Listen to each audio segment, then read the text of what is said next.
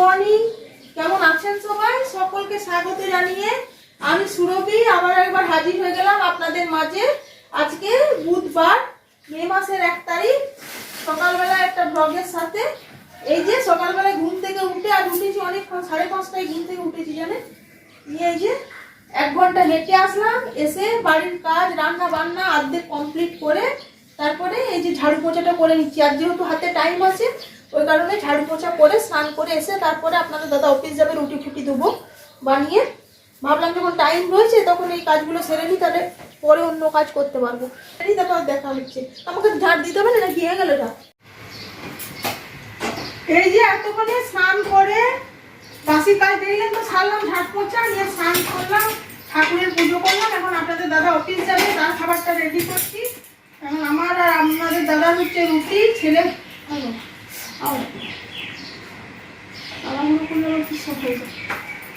রুটিটা ভালো হবে না। হ্যাঁ কি বলছেন যেন, আমার আর আপনাদের দাদার রুটি আর ছেলের হচ্ছে ভাত। এই যে এখন রুটিটা বানিয়ে নিয়ে খেতে দিয়ে দেবো। চলুন শেষ পর্যন্ত কি রান্না করলাম সকালবেলাকার জন্য দেখিয়ে দিই। এই যে ক্যাকরোল ভাজা,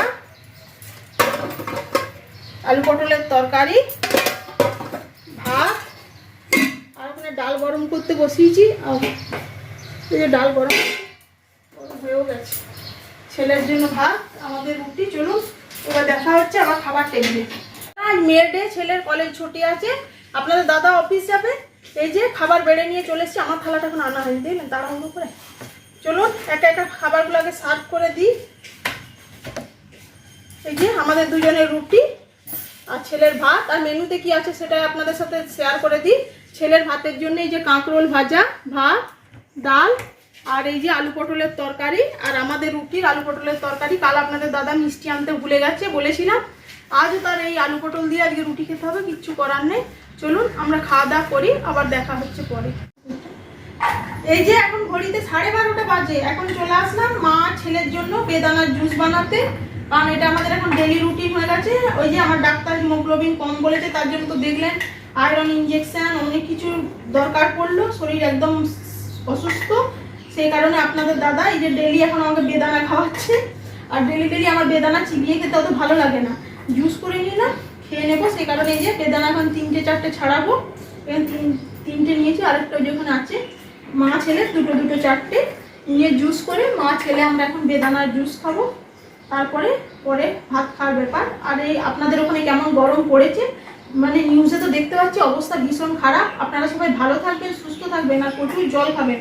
আসামে তো এখনো সেইভাবে গরম পড়েনি, এখানে যখন গরম পড়বে তখন আমাদের অবস্থাও ঠিক আপনাদের মতোই হবে। চলুন আমরা এখন আপাতত কয়েকদিন মজায় থাকি, আর পারলে ওয়েস্ট বেঙ্গল থেকে আমার এখানে ঘুরতে আসতে পারেন ঠান্ডা ওয়েদারে। আবার দেখা হচ্ছে পরে। শুভরাত্রি বন্ধুরা, চলে এসেছি।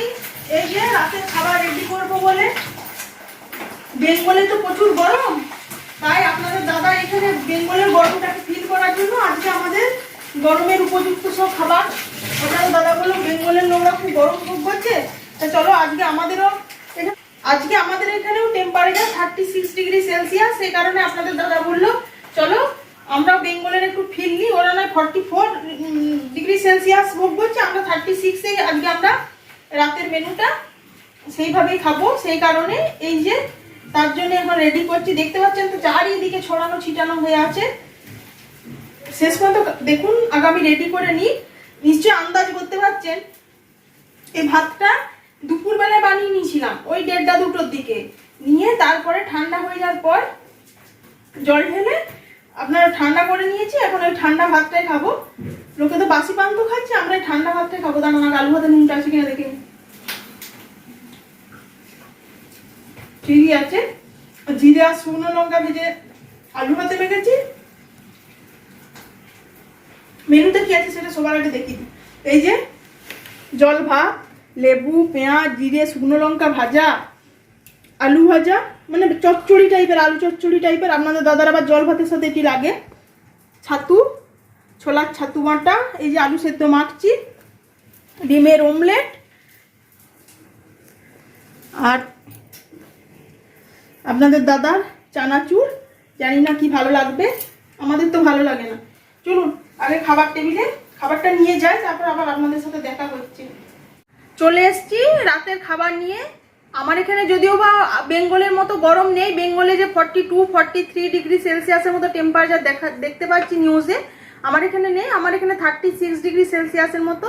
চলুন, তাতেই আমরা আমাদের গরম গরম গরম অনুভব হচ্ছে, সেই কারণে আপনাদের দাদা বললো চলো বেঙ্গলের মতো আমরাও আমাদের খাবারটা আজকে বেঙ্গল স্পেশাল করে নিই।